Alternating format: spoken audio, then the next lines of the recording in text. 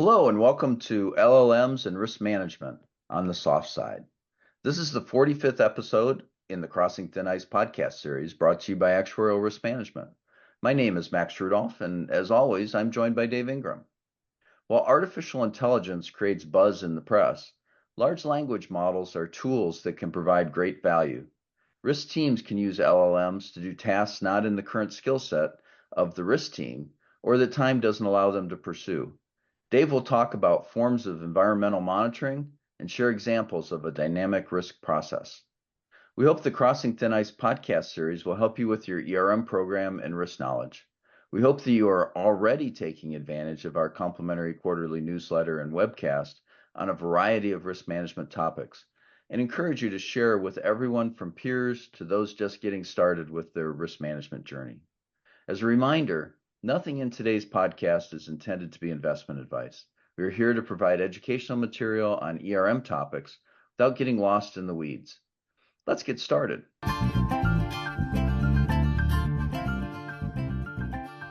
Artificial intelligence is a term that has become extremely elastic, encompassing a wide range of different computing tools that are only very tenuously related. Some definitions of AI reach far past current capabilities and attribute almost godlike powers to these tools. But tools they are, quite often very powerful tools. Perhaps we should think of AI like a new version of a chainsaw that can perform amazing work in the right hands, but also capable of removing limbs in the wrong ones. Today, I want to stay away from the dangerous parts of AI and focus on a few ways that risk managers can take advantage of the capabilities of one AI tool, the Large Language Model, or LLM, to help with several of the qualitative tasks that a risk manager needs to do regularly. First, let's think about environmental monitoring. Risk is far from static. The risk management program that merely quantifies and manages the same basic set of risks using the exact same model period after period will likely fail in its primary mission of protecting the company. There are 4 types of environmental monitoring that can be valuable to a CRO. First, there are the top tier risks, what I usually call tier 1 risks that are so important to a company that they are regularly discussed with the board. Then there are the tier 2 risks that the executive management team also pays direct personal attention to and sometimes discusses with the board. For the tier 1 risks, you have the risk owners, the risk management team, the executive management team, and the board all looking out for environmental shifts that could increase the frequency or severity of losses. And for tier 2 risks, all those groups except the board are paying attention. But certainly the tier 1 and most likely the tier 2 risks are important enough that one more pair of eyes, that is, the large language models, looking at the risks may well prove to be worth it, especially when that pair of eyes is that LLM and can quickly look in very many places. Then there are the tier 3 risks. These are the risks that are still on the company's register and are technically the responsibility of someone on the executive management team. But in reality, they are likely to be subject to a more routinized risk management process. Using a large language model to regularly check for indications of shifting risk environments may be the most efficient way to get that done and to protect against undetected risk escalation. Finally, there are the emerging risks. Only the largest insurers have the resources to afford even a small group dedicated to tracking emerging risks. A large language model could be your monitoring team to keep track of some or all of your emerging risk concerns. The large language model could also be set to look for new information about a pre-selected list of emerging risks and to give you an occasional list of potential new emerging risks. Then there's the job of monitoring insurance industry happenings. It might take some time and effort, but a large language model could be trained to look for the same sorts of industry news that you find important to read about on those rare occasions when you have the time to peruse industry news publications. You doubtless all have heard of the phrase TLDR, too long didn't read. Well, large language models can help with that by reading and summarizing lengthy pieces for you. Large language models are very good at producing short or even medium-length summaries of long documents. And then there's the added feature that you can read a 10-point summary of a 30-page report, and you can find that you're only really interested in item 6. The large language model will then be able to expand that single sentence into a full page to allow you to get the detailed story on the particular items that you wanted to know more about. This capability can be used on regulatory updates. After every state or national meeting of regulators, there's often a lengthy report or reports produced to document those activities. New laws and new regulations are also sometimes quite lengthy. A short summary with the LLM drill down capability would be ideal to keep up to date. In addition, the NAIC produces their insurance industry snapshots, analysis reports, and capital markets bureau reports that you can have summarized for you. Most years, I download the Federal Information Office annual report with the intention of reading it, but I rarely get to that. It provides an overview of the U.S. insurance industry's financial performance and condition, as well as regulatory developments from a perspective slightly outside the industry. It often points out one or several things that I just missed during the year. Another one of those lengthy, comprehensive reports is the World Economic Forum Global Risk Report, an annual analysis of the most pressing global risks facing the world. I'd love to have a summary of that. Then there are annual insurance industry risk reports from major audit and consulting firms. These are usually overlapping, but often there are gems to be found with a lot of work that the LLM can easily do for you. We do try hard to keep our messages brief, but I suppose you could also summarize the Crossing Thin Ice newsletters. Another type of LLM application that should be of value for risk managers is expert knowledge sharing and training. Recently, an open source large language model was released by Meta, Llama 3.1, with capabilities that rival or exceed the commercial models and can be installed and run locally without any connection to the internet.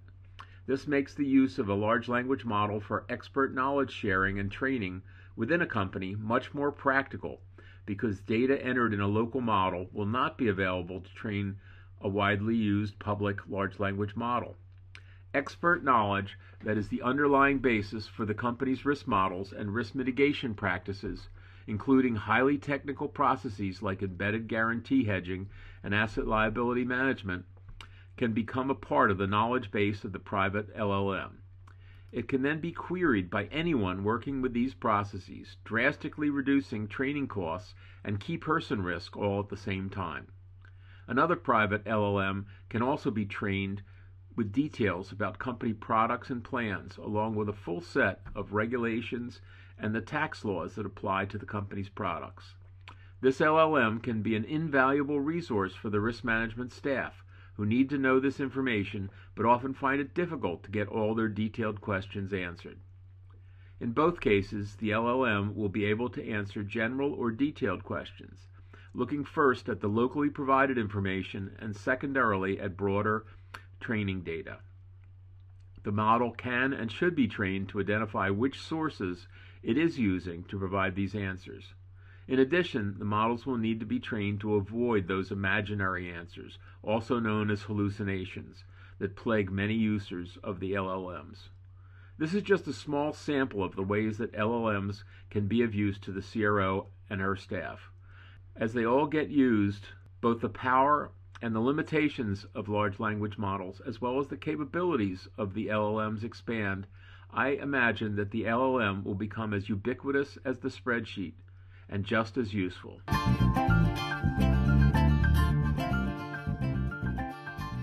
We all saw it with COVID. Emerging risks can have a massive impact on our plans, whether we prepare for them or not. ARM offers an emerging risks workshop for strategic planning. The workshop is also very helpful in getting your board members to share their useful outside views. Contact me or Dave, and we'll get you scheduled.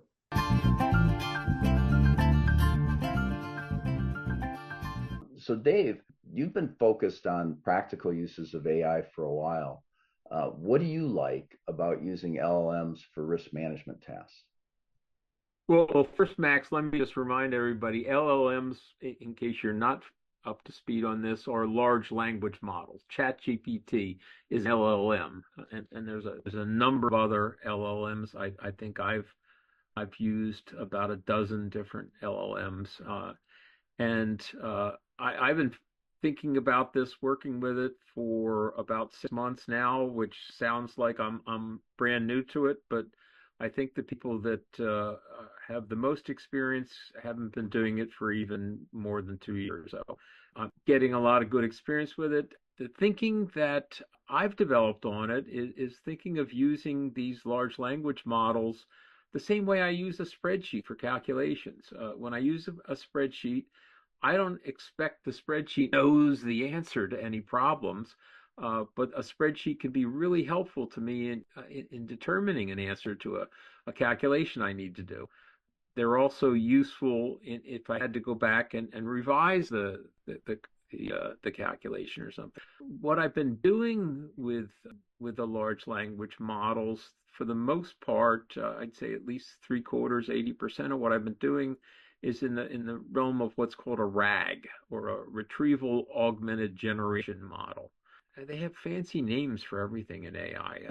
What that just means is that I've added some data to the standard model, uh, and what I'm doing is taking a bunch of documents that are important to my concerns and loading them into the model.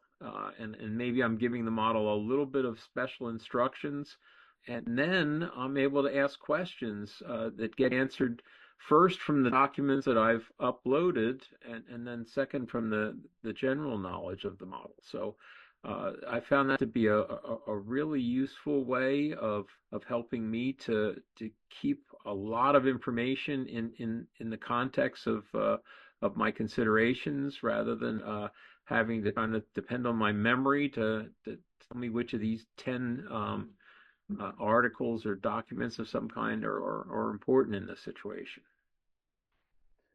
So Dave, one of the topics that you and I seem to always end up with is scenarios and planning for different scenarios.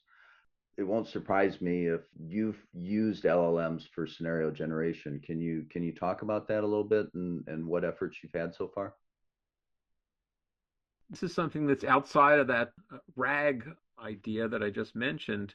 What I found is that all the information that's in a large language model can be applied to creating the details of a scenario if I just give it fairly broad description of what the scenario is like. So the example that I've done so far, and I've done this actually a couple different times with slightly different parameters, is if you were listening to earlier podcasts that Max and I have done, you'll hear that we talk about our scenarios in terms of four drivers, and those are demography, debt, and technology, and climate. What I was able to do is then define each of those drivers as having three possible states: low, medium, and high rates of change. You've got four drivers, three possibilities. That comes out to be 3 to the 4th, or 81 possible scenarios. If I went to try and determine what the details would be of 81 scenarios, I'd be back in 6 months or a year with the results. But what I found is that by just telling the large language model those four parameters that I just described for any one of the 81 scenarios, and then just giving it just a little bit more information to use in general, it can come out with a 30-page report on a scenario. So if you've ever done scenario work, making up that scenario is just an immense amount of work. I've created dozens of these reports and reviewed them in detail, and I don't know enough to think that there's anything particularly wrong in them. And if I do find something wrong, I just go back and I revise the instructions a little bit. The large language model has just been a great boon for scenario generation. And if you don't want 81 scenarios, you just want one or two, you can do the same thing, though, is just give a few aspects of the scenario that you're concerned with, and you can get all these other details, which I think gives you a much better way, a much better starting point for scenario planning, scenario analysis. Yeah, and one of the things that I like about the output that you've created with this, Dave, is that detail. You can have a 50-page version, but you can also have a half-page version that drills down then into that 50 pages. So depending on your level of interest or the time that you have, or what your needs are, you can kind of get to whatever you need, which is good. So Dave, I've heard you talk about the importance of asking a question in the right way to get a good answer. What's a question that you often ask the LLM that would be important for risk managers? Well, first, before I get to answering that exactly, yeah, it is extremely important to get the question right. An example I can give you from something I did recently, I was able to take what I just described in terms of scenario generating and turn that into a 75 word long prompt or a question that you ask the large language model. And it was that prompt was supposed to generate that list of the 81 scenarios with the three versions of the four different drivers.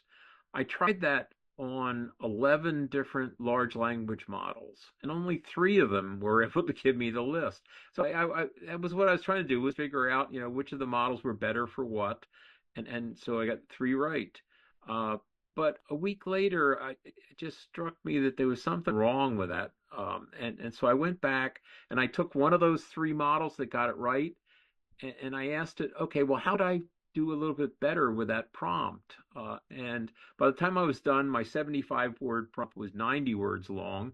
And when I tried that again, eight of the 11 models got it right. So it made a big difference that the prompt that I gave originally was confusing enough that I just got nonsense out of five of the models, that when I fixed the prompt, it worked. And interestingly, you can get help from the large language model itself on your prompts. That's an important thing to know. Back to your question, Max, what's an important question? Well, the single question that I really love asking when I'm working is, I think I've answered a question, and I think that I know the answer, and it's A, B, and C. Three things I figured out. And then I go to the large language model. I give it my question, give it my answer, and I ask it what's missing. It always comes up with something. Often that something is just some detail about my A, B, or C that I failed to mention. So I just either change my exactly how I say it, or I ignore it. But once in a while it comes up to something that's quite important and quite different from what I included. And it's well worth the effort to do that, in my mind, to get the answer right. Well, that's a really practical response. I have another question for you that I think most CROs should be asking, and the good ones are. How might an LLM help you with areas that are your weak spots as a chief risk officer? Using a large language model in an area that's your weakness, I think is a really fantastic application for it, because a lot of people are kind of a little bit embarrassed to ask other people about things that they're not that good at. You're able to ask the large language model in the privacy of your own office, and nobody else finds out that you did this. What are other similar areas that might be weak spots for other risk managers? I guess the one area that I've seen some risk managers struggle with it a little bit, and these are two ideas along the same theme, in coming up with what if scenarios that you'd use to challenge things. The AI can be helpful with that, as I already described in a lot of detail as to how to do that. But some folks are real good at coming up with alternate scenarios. Some folks just draw a blank when that comes up. Similarly, for emerging risk, I find that people are either people that if asked about emerging risks, they'll give you five, and people that if you ask about emerging risks, they'll draw a blank. There's a lot of different talents that are demanded of a CRO, and if you're good at a lot of the other things, the emerging risk one might be one that you're not as good at. You can use the large language models to give you suggestions about emerging risks, and you can also get it to do some environmental scanning for what's going on with the risks that have been identified, and you can use it to do some preliminary analysis of what the impact of the risk might be on your company. So there's a lot of things you can do regarding emerging risk with a large language model.